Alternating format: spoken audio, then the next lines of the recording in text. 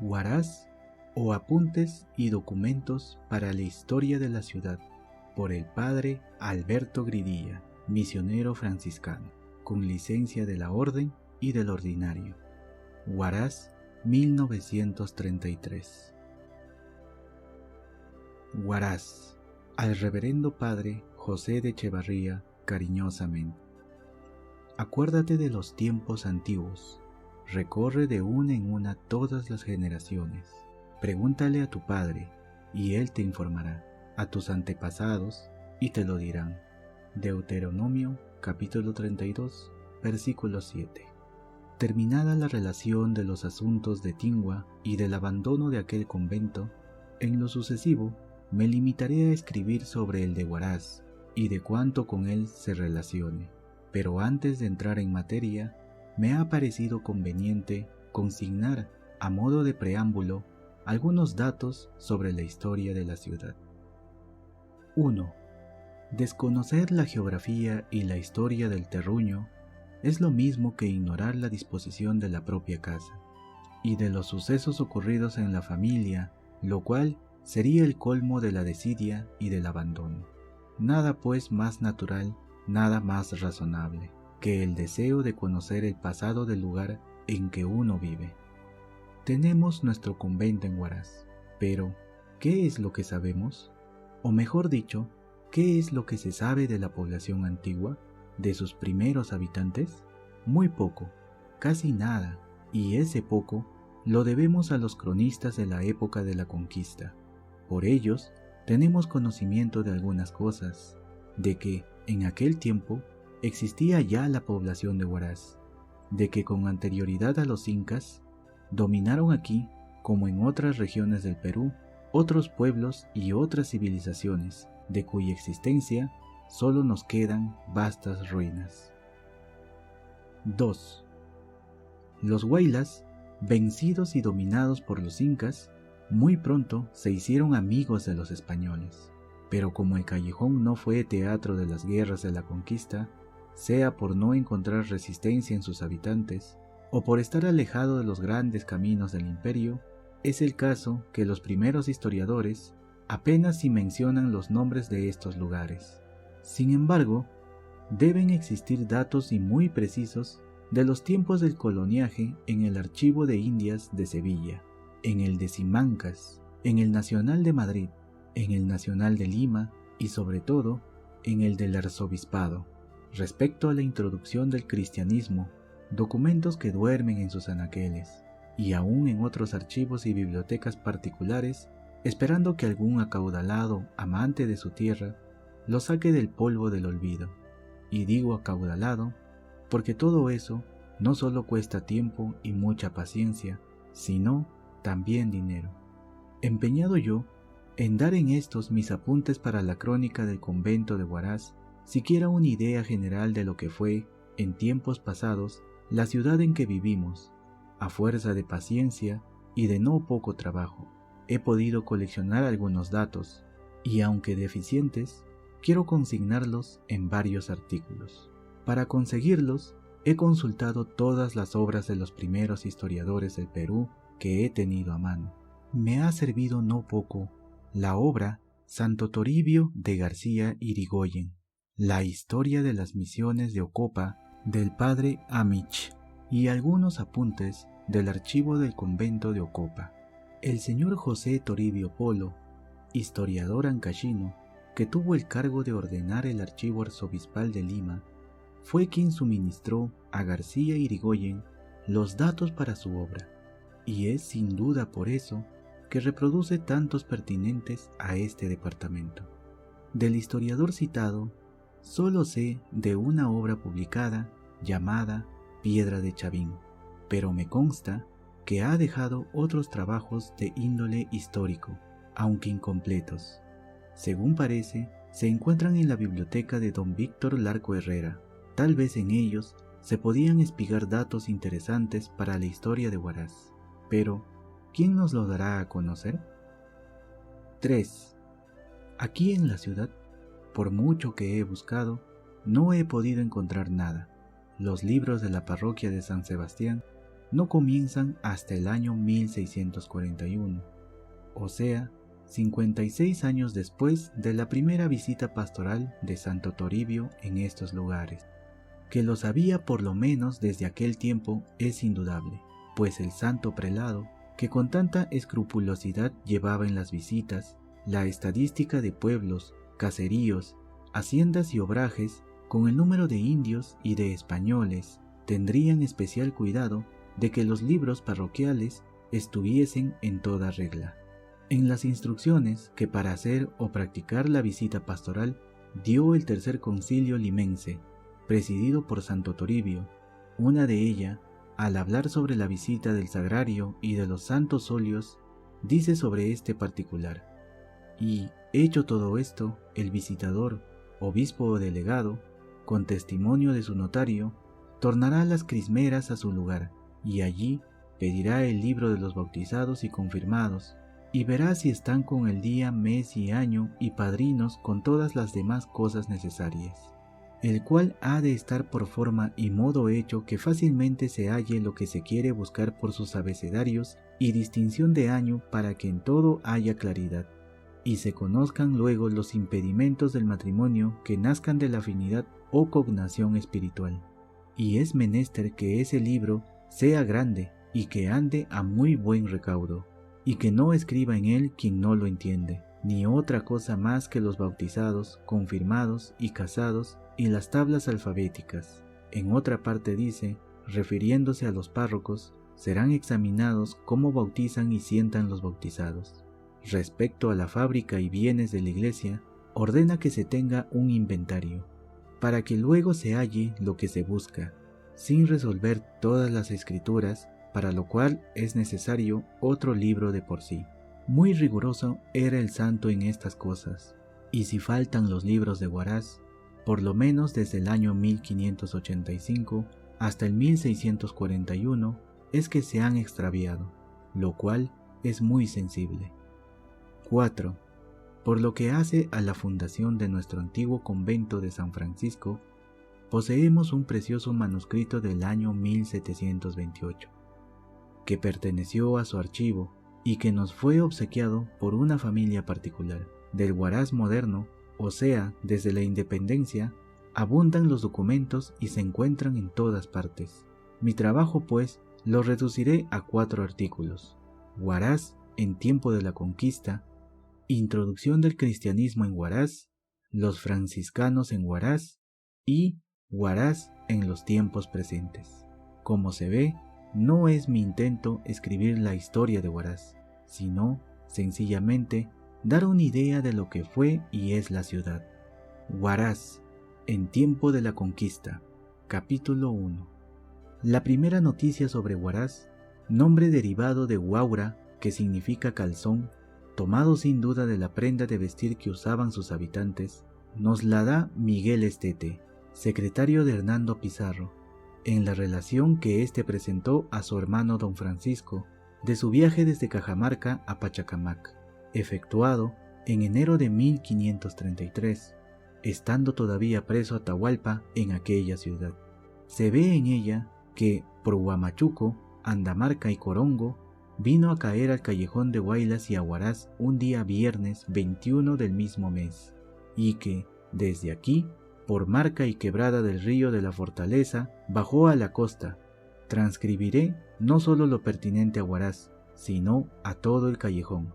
Dice así: y así comenzó su camino, desde Andamarca, a 14 días de enero, viernes, y el mismo día pasó a algunos malos pasos y 2 ríos, y fue a dormir a un pueblo que se dice Totopamba, que está en una ladera. De los indios fue bien recibido, y dieron bien de comer y todo lo que fue menester para aquella noche, y indios para las cargas. Otro día, sábado 15, salió de este pueblo, y fue a dormir a otro pueblo que se dice Coronga, o sea, Corongo. Al medio camino entre Totopamba y Corongo está un gran puerto de nieve, portachuelo, y por todo el camino mucha cantidad de ganado con sus pastores que lo guardan, y tienen sus casas en las sierras al modo de España. El camino del Inca se bifurcaba en Andamarca, por Conchucos seguía para el Cusco, y de Andamarca partía un ramal para el Callejón de Huaylas. En este pueblo, Corongo, dieron comida y todo lo que fue menester, y indios para las cargas. Este pueblo es sujeto de Huamachuco. Otro día, domingo 16, partió de este pueblo y fue a dormir a otro pequeño que se dice Pinga, o sea, Pangar, y no se halló en él gente porque se ausentaron de miedo. Esta jornada fue muy mala, porque había una bajada de escaleras hechas de piedra muy agra y peligrosa para los caballos. Sabido es que los ingenieros de los incas, en cuestión de caminos, no entendían de desarrollos, seguían siempre la recta, y en los precipicios o pendientes muy fuertes, empleaban el tirabuzón o bien la gradería, por la cual difícilmente podían andar los caballos. Esos caminos, dice Prescott, fueron hechos para el hombre y para el ligero pie de la llama. Otro día, lunes 17, a la hora de comer, o sea el almuerzo, llegó a un pueblo grande, Huaylas, que está en un valle. En medio del camino hay un río grande y furioso, el Santa, llamado antiguamente Mayau. Tiene dos puentes juntas hechas de red de esta manera que sacan un gran cimiento desde el agua y lo suben bien alto. Y de una parte del río a otra hay unas maromas, o sea, cables, hechas de bejucos a manera de mimbres, o sea, chacla, tan gruesas como el muslo, alargadas y atadas con grandes piedras. Y de la una a otra hay un ancho de una carreta, y atraviesan recios cordeles muy bien tejidos, y por debajo ponen unas piedras grandes para que se sujete el puente. Por una de estas pasa la gente común, y tiene su portero que pide portazgo, y por la otra pasan los señores y sus capitanes. Esta está siempre cerrada, y la abrieron para que pasase el capitán y su gente, y los caballos pasaron muy bien. Esta clase de puentes son todavía comunes en el departamento de Ayacucho. Los descritos por Estete se encontraban a unos 7 kilómetros más debajo de la estación de Huallanca, en el lugar conocido hasta ahora con el nombre de Inca Jamanán. Del antiguo camino se ven vestigios a uno y otro lado del río.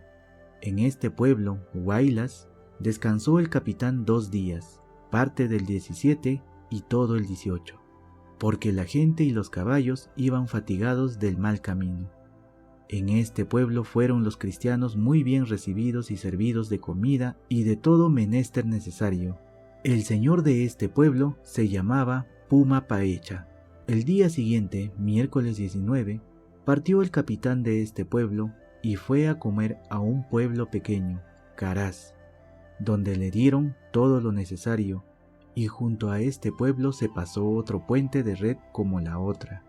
Estaría probablemente donde se encuentra el de Calicanto, pues por lo regular los puentes se han construido en los mismos sitios que ocupaban los incaicos.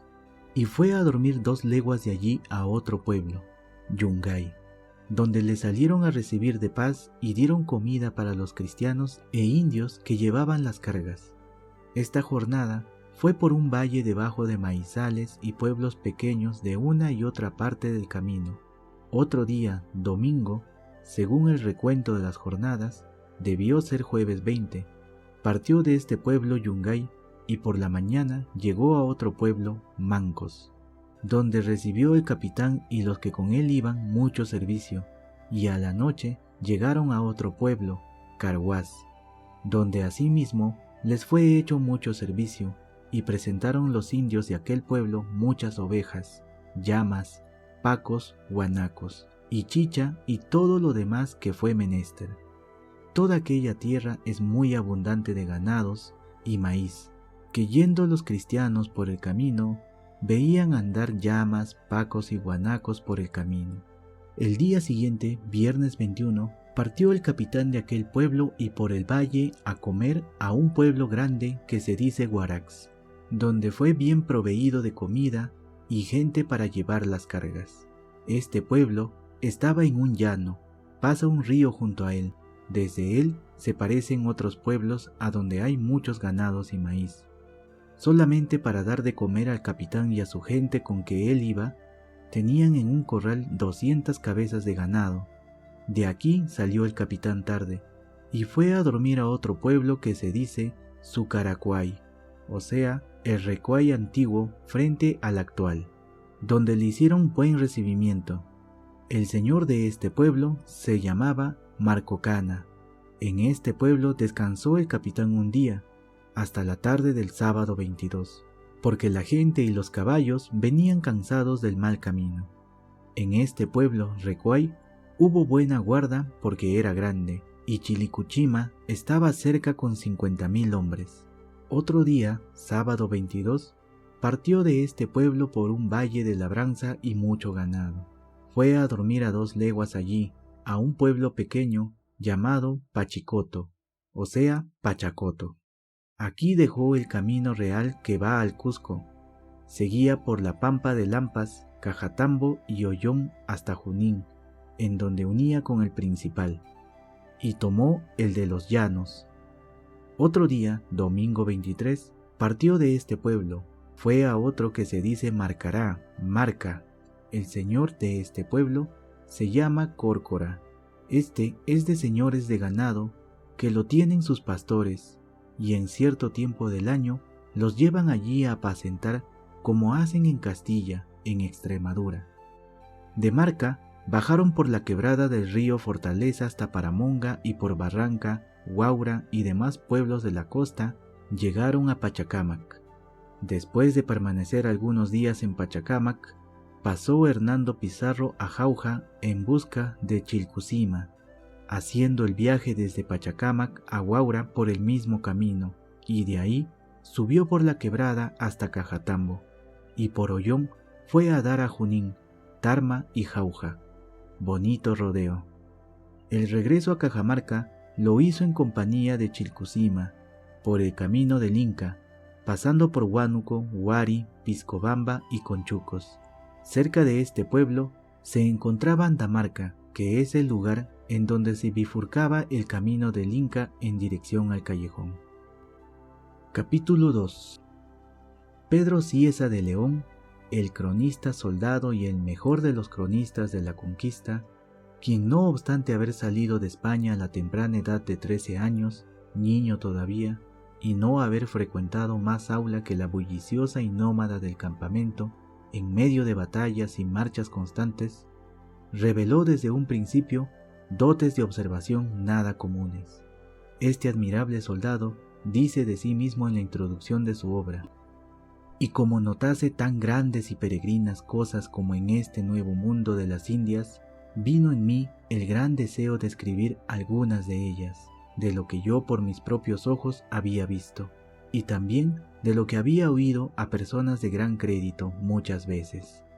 Cuando los otros soldados descansaban, cansaba yo escribiendo, mas ni esto ni las asperezas de tierra y montañas ya dicha, intolerables hambres y necesidades, nunca bastaron para estorbar mis 2 oficios de escribir y seguir a mi bandera y capitán sin hacer falta.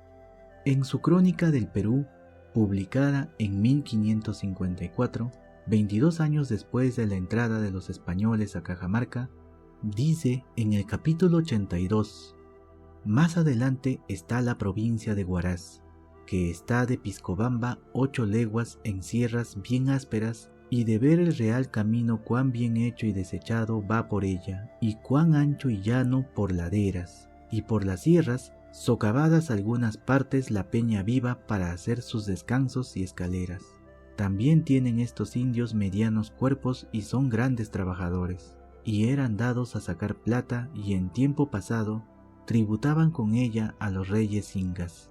Entre los aposentos antiguos se ve una fortaleza grande o antiguaya, que es una manera de cuadra, que tenía de largo 140 pasos y de ancho mayor, y por muchas partes de ella están figurados rostros y talles humanos, todo primismamente obrado. Y dicen algunos indios que los incas, en señal de triunfo por haber vencido cierta batalla, mandaron hacer aquella memoria y para tenerla para fuerza de sus aliados. Otros cuentan, y lo tienen por más cierto, que no es esto, sino que antiguamente, mucho tiempo antes que los incas reinasen, hubo en aquellas partes hombres a manera de gigantes, tan crecidos como lo mostraban las figuras que estaban esculpidas en las piedras, y que con el tiempo y con la guerra grande que tuvieron con los que ahora son señores de aquellos campos, se disminuyeron y perdieron, sin haber quedado de ellos otra memoria que las piedras y cimiento que he contado. El pasaje transcrito en lo que se refiere a la fortaleza lo hallo en la enciclopedia Espasa, aplicado a Chavín. El cronista habla expresamente de la provincia de Huaraz. Cierto que nos cuenta lo del gran camino, pero ¿acaso no pasaba un ramal por el callejón? Y aún creo que fue el único que conoció Cieza de León. Todos los primeros historiadores de la conquista, como Jerez, Estete, Zárate, López de Gomara, Garcilaso, etc., y entre los modernos, Hule, Chudi, Prescott, Irving, Markham, además de los nacionales contemporáneos que han escrito sobre antigüedades peruanas, como Paz Soldán, Ulloa, Beltroy, Tello, Urteaga, y antes que estos, Mendíburu y Odriozola, hablan de los grandes caminos de los incas, pero no sé que hasta ahora se haya preocupado alguno de formar el mapa de ellos, y es una lástima. Ordinariamente se hablaba del gran camino que unía Cusco con Quito, y de que este camino era doble, extendiéndose uno por la cordillera y otro por la costa. Pero si uno estudia con atención a los primeros cronistas, echa de ver que los caminos en el Perú formaban una red. Ateniéndonos únicamente a Ancash, se ve por la relación de Estete y por Cieza de León que había tres: el de la costa, el del callejón y el de Conchucos. De este se desprendía un ramal que comenzaba en Andamarca y pasando por Corongo y Pángar, atravesaba el Santa por el puente situado en el lugar conocido con el nombre de Inca Jamanán, subía a Huaylas y pasaba a Caraz por donde se encuentra el actual puente de Calicanto, siguiendo hasta Huaraz por el camino que fue de herradura con pequeñas variantes. De Huaraz continuaba por Recuay, atravesaba la Pampa de Lampas y por Cajatambo y Ollón iba a unirse con el principal de Bombón o Junín. Es una lástima, repito, el que nadie se haya preocupado por formar el mapa de esos caminos. Todavía es tiempo, pues en todas las regiones del Perú se encuentran vestigios. ¿Que por qué no los conservaron los españoles, si eran tan buenos como cuentan? Pues por la sencilla razón de que no podían andar por la mayor parte de ellos los caballos, porque como dice Prescott, fueron hechos para el hombre y para el ligero pie de la llama, porque siguiendo siempre la línea recta, salvaban los precipicios con escaleras de piedra, y los españoles sabían muy bien que mejor es rodear que rodar. Estete habla claramente de los dos caminos. En una parte dice: aquí, en Pachacoto, dejo el camino real que va al Cusco, y al relatar el regreso a Cajamarca, al llegar a Andamarca, se expresa de esta manera: a este pueblo se vienen a juntar los dos caminos reales que van del Cusco. Cieza de León, no contento con hablar de los dos caminos, nos da los nombres de los dos reyes incas que los hicieron construir. He aquí sus palabras: de esta provincia de Huamachuco sale un camino real de los incas a dar a los conchucos, y en Bombón, Junín, se torna a juntar a otro tan grande como él, el uno de los cuales dicen que fue mandado hacer por Topainga Yupanque, y el otro por Huaynacapa su hijo. Tenemos además restos muy importantes de otro cuarto camino que iba por las cumbres de la Cordillera Negra, que en vez de leerse Huaraz, debe ser Guari. No veo la razón, y por lo que hace a la distancia apuntada por el cronista, sí es cierto que Piscobamba a Huaraz hay más de 8 leguas. No lo es menos que las hay también de Guari y Chavín a Piscobamba. Además, el cronista no habla de la distancia que hay de pueblo a pueblo, sino de pueblo a provincia, y trata de la provincia de Huaraz. Respecto a la fortaleza o antiguaya, ¿Por qué no se ha de referir Cieza de León a Pumacayán más que a Chavín? Ni uno ni otro nombre aparece en la descripción, pero la presunción es por Pumacayán, puesto que habla de Huaraz. Por otra parte, me he enterado de que en Chavín no se encuentran rostros y taller humanos, pero sí en Pumacayán, existentes actualmente en los muros del panteón antiguo y en el patio del hospital. No me cabe pues la menor duda de que el cronista soldado se refiere a la antigua fortaleza de Huaraz. Finalmente, en el libro de los cabildos de Lima se lee que en la repartición de las encomiendas entre los conquistadores, la de Huaraz con 709 indios le tocó a don Jerónimo de Aliaga, escribano de su majestad y uno de los que con Francisco Pizarro entraron a Cajamarca. Es todo cuanto he podido encontrar sobre Huaraz referente a los tiempos de la conquista. Capítulo 3. Nos consta, pues, por la relación de Hernando Pizarro, escrita por Estete, que en los días de la conquista era Huaraz un pueblo grande, situado en un llano junto a un río que su señor, jefe o curaca, se llamaba Pumacapillay, que desde la población se veían otros pueblos o estancias, y que en ellos había mucho ganado y maíz, aunque han desaparecido las llamas, pacos y guanacos. Es indudable que se trata de la hoy ciudad de Huaraz, y tal vez muchas de sus calles son las mismas. No ha cambiado de lugar, aunque se han prolongado hacia el oeste. Cieza de León es más explícito, nos habla de sus habitantes, diciendo que tenían regular estatura, que eran muy trabajadores y que se dedicaban al laboreo de las minas de plata, con cuyo metal en tiempo pasado tributaban a los reyes ingas.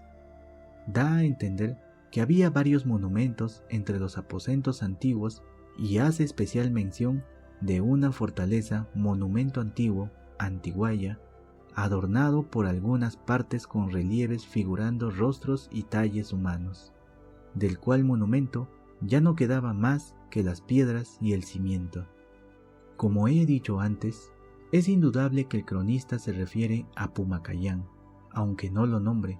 Lo que nos queda de esa fortaleza es únicamente, según mi modo de ver, la parte central, pues según Cieza de León, estaba construida en forma de cuadra, teniendo de largo 140 de pasos y de ancho mayor, que es más o menos lo que mide la base del cerro. Debió ser a manera de un patio inmenso rodeado de cámaras en medio del cual se levantaba la fortaleza propiamente dicha, cuyos vestigios nos quedan. Raimondi, en su obra Departamento de Ancash, habla de Pumacayán, mas no como sabio, sino como lo hubiera hecho cualquier turista, al referirse al antiguo panteón construido en 1864. Se dicen que las paredes fueron levantadas con piedras esculpidas por los antiguos peruanos procedentes en su mayor parte de Póngor. Califica las esculturas de grotescas y de groseras y añade, el cerrito Pumacayán, que a primera vista parece un morro formado por el amontonamiento de las piedras de los terrenos inmediatos, observado más de cerca, se ve que no ha sido obra del acaso y que, al contrario, es un precioso resto que nos queda de la época anterior a la conquista del Perú. Por algunas excavaciones que se han hecho en este cerrito, se pudo descubrir en su parte inferior y central varias paredes hechas de piedra labrada, habiéndose extraído una gran piedra excavada a manera de tina cuadrada, la que se puede observar todavía en el local del hospital. Actualmente no se puede distinguir nada que parezca hecho a mano de hombre, habiéndose derrumbado toda la parte que se había excavado.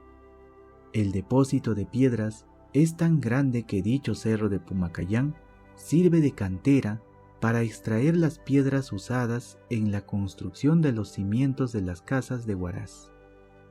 Las tradiciones se pierden tan pronto en el Perú, que ninguno sabe dar la razón de la disposición de las paredes encontradas en el centro de este cerro, y lo que es extraño, la mayor parte de los habitantes de Huaraz creen que todas las piedras esculpidas en bajo relieve que se encuentran en la pared del panteón las cuales hemos citado más arriba, hayan sido sacadas de este cerro, cuando se sabe con seguridad el origen de la mayor parte de ellas, según se ha dicho antes.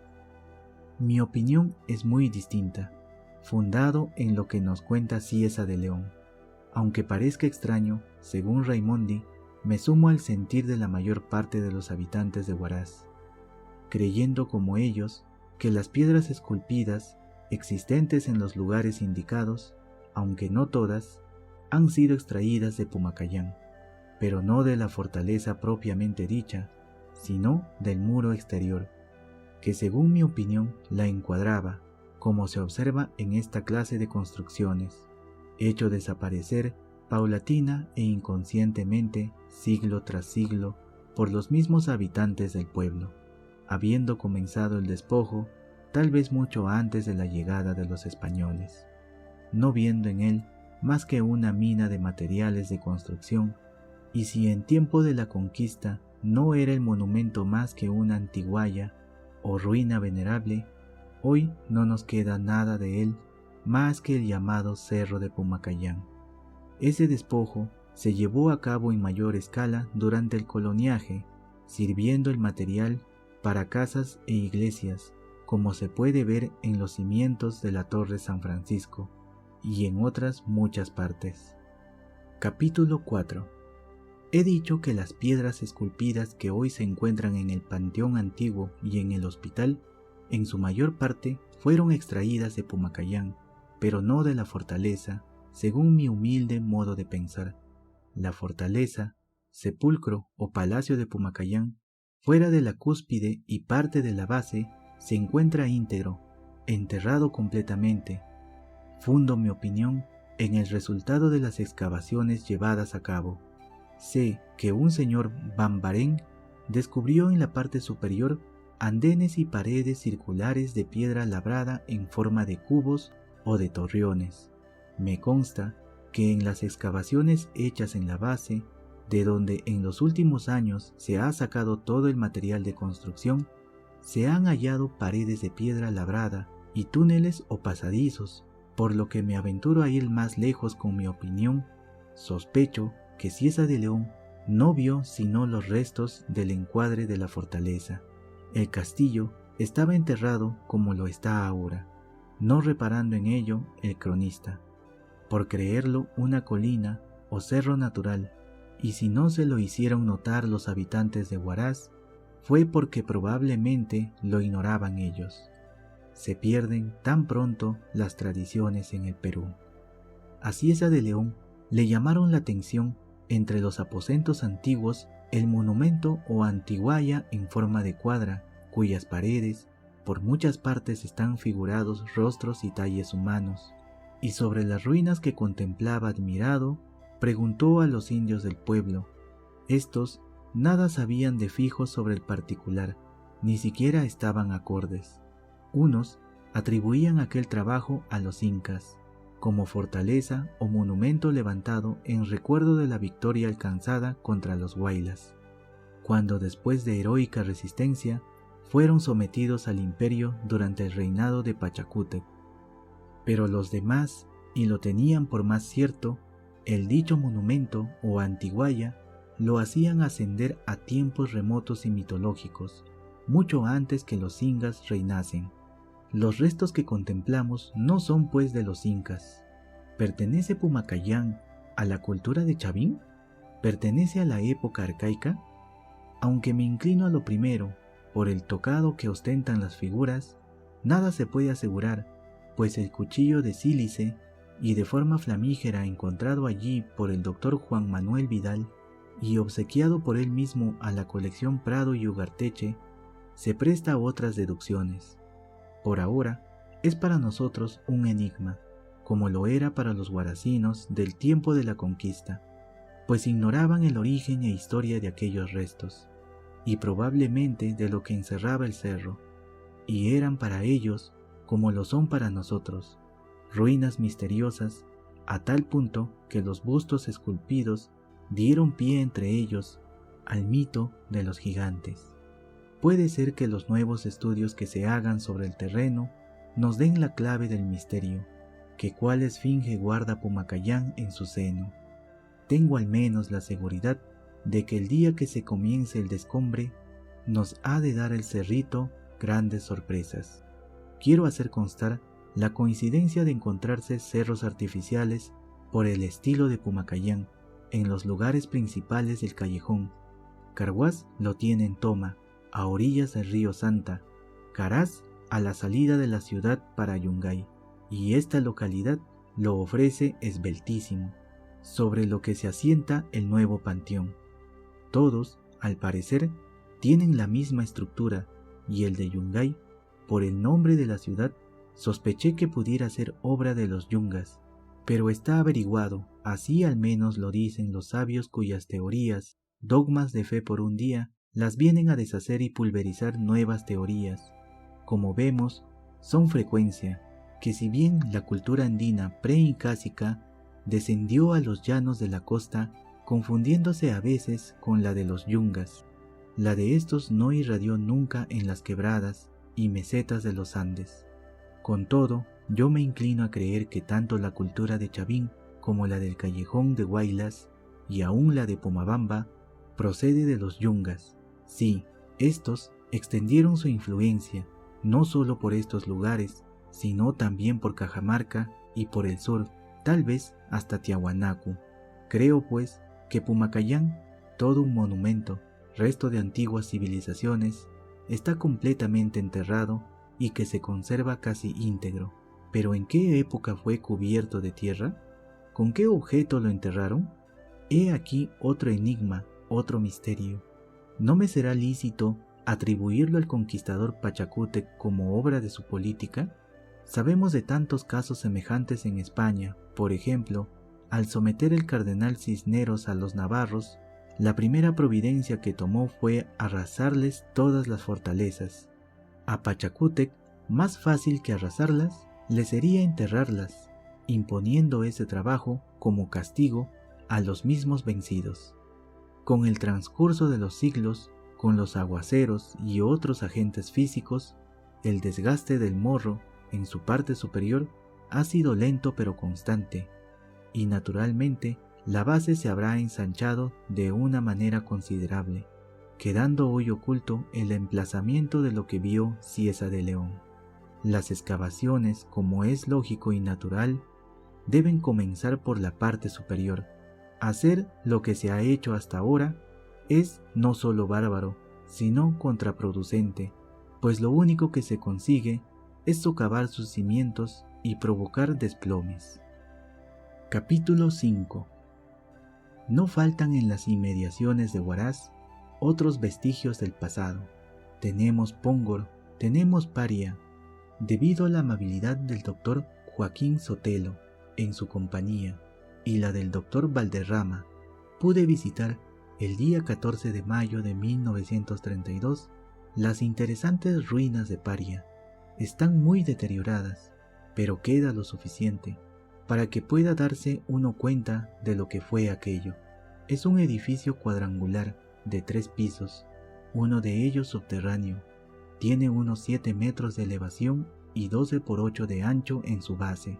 Los muros, de 80 centímetros de espesor, están construidos con grandes piedras, algunas de ellas graníticas, de forma irregular y cara casi alisada, alternadas por rimeros de lajitas pizarrosas más o menos largas, de 1 pulgada de grosor, sujetas con barro. Tiene 2 andenes, de 1 metro de ancho, que dan vuelta al edificio, y en el superior se ven restos de parapeto o barbacana, de 1 metro de altura. En la coronación, por el lado norte, quedan vestigios de un grosero friso. Las jambas de las puertas están formadas con grandes piedras graníticas toscamente labradas. La puerta del subterráneo, que se abre en el centro hacia el oeste, está casi obstruida. Las del segundo y tercer cuerpo se hallan también en el centro sobre los andenes, pero en la parte sur, en el ángulo noroeste, sobre el andén superior, quedan restos de una célula o garita cubierta. El primer andén está a unos 2 metros del suelo, nivel actual, y el segundo a 2,50 del primero. En el muro del primer cuerpo, en el lado norte, se ven 3 puertas simétricamente colocadas a unos 50 centímetros del suelo, de 1 metro de ancho por 1,30 de alto, sin comunicación alguna, con huecos a uno y otro lado, en los que puede ocultarse una persona sentada o en cuclillas. En la parte sur hay muchos escombros.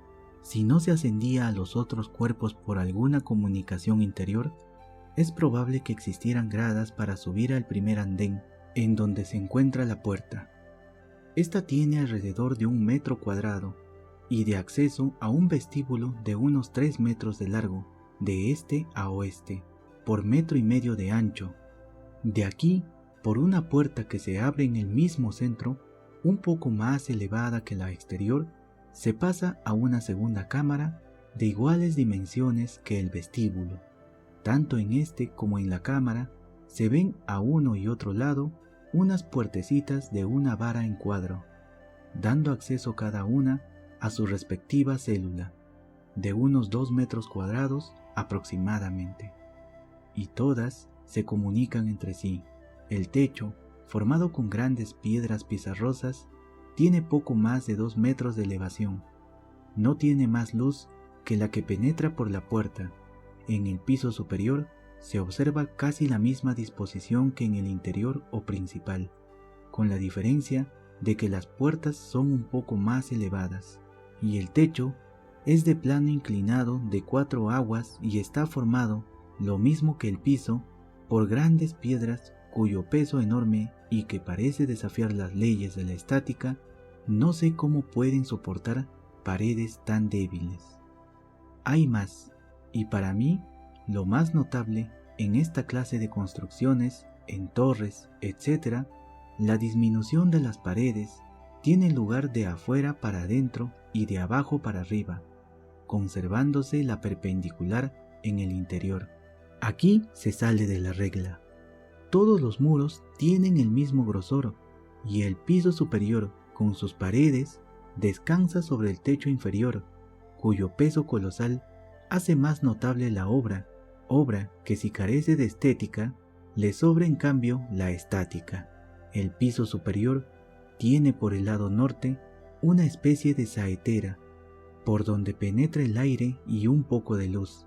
En el ángulo interior noreste se ve un hueco practicado en el mismo muro y en forma de chimenea, redondeado con lajitas pizarrosas y por el cual difícilmente puede deslizarse un hombre. Este hueco comunica con el piso inferior y tal vez va hasta el subterráneo. En el interior de ambos pisos se ven en la pared, en varios puntos, tacos salientes de piedra a modo de perchas, colocados a unos 2 metros del suelo. La cumbre del edificio está empedrada y, según parece, no penetra el agua, pues no se ven vestigios de humedad en el interior. A una distancia de unos 10 metros se levanta un cerco de piedra de 1,5 metros de alto, formando una plazuela. Este monumento pertenece al tipo de habitación tumba policelular piramidal, y el estilo es el mismo de Chavín, aunque más pobre. No se ven vestigios de escultura. A algunos metros de distancia y fuera del cerco existe una huaca y restos muy removidos de otros edificios, de donde procede sin duda el huaco mayor que se ve en el patio del hospital y que fue sacado del ángulo de la torre de la antigua capilla de la estancia de Paria. Capítulo 6. Entre las tradiciones sobre Pumacayán, el señor Ruiz Huidobro, en un artículo que publicó sobre la fundación de nuestro primer convento, consigna la de la existencia de un pasaje subterráneo que unía a San Francisco con aquel lugar y que fue obstruido por los religiosos cuando la supresión del convento. Tal vez exista el tal pasadizo y probablemente vendría a salir en la parte baja de lo que fue huerta de dicho convento. Pero, ¿con qué objeto lo habían de obstruir nuestros religiosos? Precisamente al ser echados de su retiro, y no solo creo que haya en Pumacayán un pasadizo, sino que debe haber varios. El doctor Gamaliel Ramis me ha asegurado que siendo joven se introdujo por uno que va en dirección este y que se iba ensanchando a medida que avanzaba, y por el cual caminó buen trecho. Que ese túnel atraviese la Cordillera Blanca, como dice que es tradición, aunque no está fuera de los límites de lo posible, para quienes construyeron semejante mole, y la cubrieron después con un cerro de escombros. Yo no lo creo, sospecho más bien que tiene su salida en la quebrada próxima, y que serviría de escape y también para proveerse de agua en caso de sitio. Muy interesante y sobre todo útil para la historia sería averiguar lo que encierra Pumacayán en su seno, arrancándole sus misterios por medio de excavaciones metódicas. El gobierno o el municipio debería emprender ese trabajo, y como éste, para que sea provechoso necesariamente, tiene que ser lento, no sería muy costoso. Tenemos pues en Huaraz y en sus inmediaciones restos de una civilización muy adelantada anterior a los incas. Pumacayán era ya una ruina venerable cuando llegaron los españoles, y no obstante, alguien al hablar sobre este cerro los ha llamado bárbaros, como si ellos lo hubieran destruido. Cieza de León coloca la fortaleza entre los aposentos antiguos. Eran pues varios esos monumentos del remoto pasado. Uno de ellos es sin duda el que existía en el mismo lugar que hoy ocupa el chalet de Extremadoiro y casas circunvecinas. Todavía quedan algunos restos. El cronista Soldado, a cuya fina perspicacia nada se le escapaba al hablar de las antiguas construcciones, hace la distinción entre las incásicas y las preincásicas por estas palabras: y de esto y de los otros edificios antiguos que hay en este reino, me parece que no son traza de ellos como los que los incas hicieron o mandaron hacer, porque este edificio de Vinaque o Viñaca cerca de Ayacucho era cuadro, y los de los incas largos y angostos. Es imposible que en Huaraz no se haya escrito algo sobre usos y costumbres del pasado incásico. Se sabe que en la crónica de los hermanos batlemitas de esta ciudad se encontraba alguna cosa sobre esos tópicos, y probablemente también en la del convento de San Francisco, pero, desgraciadamente, ambas han desaparecido, y quién sabe si han ido a parar fuera del Perú. No sabemos, pues, en cuántos ayllus estaba dividido el pueblo de Huaraz, ni hasta dónde se extinguía la jurisdicción del curaca. El Huara, traducido impropiamente por calzón, de donde viene el nombre de Huaraz, consistía en una faja de tela de una vara de ancho rodeada a la cintura y que daba vuelta por entre las piernas a manera del pañal de las criaturas. Ese fue el famoso calzón. La materia era de lana de llama o de alpaca o bien de vicuña, según la categoría de los que lo usaban. El pueblo lo llevaba de tejido muy burdo, llamado ahuasca, y los señores se reservaban los más finos, llamados chumpis. En cuanto a religión, es de suponer que los incas introducirían el culto del sol, pero se sabe que en Huaraz se tributaba especial veneración al huarac o lucero, y tenían, además, el de las huacas, generalizado en todo el Perú. Impropiamente se da el nombre de huaca a los sepulcros. Huaca o tótem era la divinidad del ayllu, y representaba al antepasado fundador del clan. Aquí le dan el nombre de huaco. Además de la huaca o tótem del ayllu, tenían otras divinidades secundarias que llamaban huasi camayoes o dioses penates, y los había también protectores de los animales domésticos. A estos los designaban con los de Illán y Huamañí. Si las piedras esculpidas de que nos habla Cieza de León y que formaban las paredes de Pumacayán eran huacas, la fortaleza venía a resultar un verdadero panteón, en donde estaban representadas todas las divinidades de Huaraz. La agricultura era muy limitada, solamente se cultivaba el maíz, la papa el huyoco, la oca y algún otro tubérculo. La papa y el maíz, alimentos principales, tenían también sus divinidades protectoras llamadas Papac Conopa y Sarac Conopa.